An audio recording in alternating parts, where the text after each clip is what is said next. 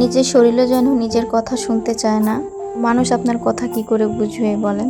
Hey guys, আসসালামু আলাইকুম, welcome to my another new video. I hope তোমরা সবাই অনেক অনেক ভালো আছো। আলহামদুলিল্লাহ, আল্লাহর রহমতে আমি এবং আমার পরিবারের সবাই ভালো আছি। আজকে রাতে ঘুমাতে ঘুমাতে প্রায় 2টা বেজে গিয়েছিল। বাবু ঘুমাচ্ছিল না, ওকে ঘুম দিয়ে চিন্তা করে শুয়েছি যে আজকে অনেক লেট করে উঠবো। ওই যে বললাম, নিজের শরীরও নিজের কথা শোনে না। যেদিন সকালে একটু তাড়াতাড়ি উঠতে চাই, অনেক কাজ থাকে, ভাবি যে একটু তাড়াতাড়ি উঠবো, কিন্তু এদিনই আমার চোখে কেন জানি আরো বেশি ঘুম ধরে। দিন মনে হবে একটু লেট করে উঠবো, একটু বেশি করে ঘুমাবো, সেই দিনই আর ঘুম ধরতে চায় না, সকালে আগেই ঘুম ভেঙে যায়।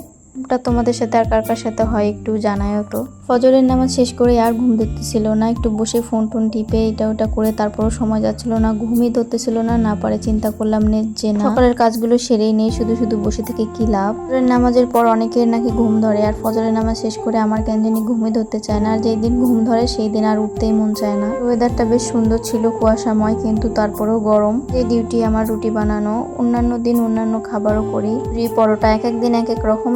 রুটিটাই আমি একটু বেশি করি, তোমাদের ভাইয়া যেহেতু রুটিটা বেশি পছন্দ করে, সকালে সেই রুটিটাই খেতে চাই বেশি। নাইতে আমার আগে প্রচন্ড আলসেমি লাগতো, খুবই বিরক্ত লাগে কেন জানি সকালে ঘুম থেকে উঠে রুটি ডলাডলি। এখন অভ্যেস হয়ে গেছে, খুব একটা আর আলসেমি লাগে না।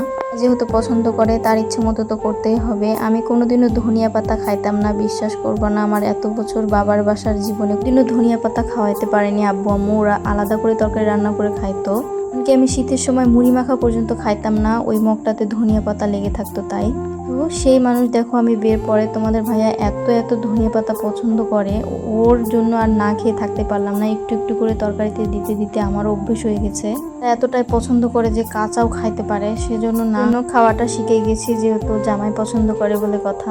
বাবার বাসায় এটা খাই না, ওইটা খাইতে পারি না, এটা খাবো না, সবকিছুই চলে, কিন্তু স্বামীর বাসায় এসে আর কিন্তু সবকিছু চলে না। ও গল্প করতে করতে দেখো আমার রুটি বানা ভাজা সব শেষ হয়ে গিয়েছে। তারপর বাসি যে থালা বাসনগুলো ছিল সেগুলো আমি মেজে ধুয়ে নিলাম। যদিও খুব আস্তে আস্তে কাজ করি যাতে কোনো শব্দ না হয়। এই টাইমে বাবা মেয়ে সেই ঘুম দেয়, যদি মেয়ের ঘুম ভাঙে তাহলে তো আর আমাকে একটা কাজও করতে দিবে না। রুটি আর সাথে আলু আর সিম ভাজি করে নিছি সকালের নাস্তা। এইটাই আমাদের ভিডিও এই পর্যন্তই। সবাই ভালো থেকো, সুস্থ থেকো, আল্লাহ হাফেজ।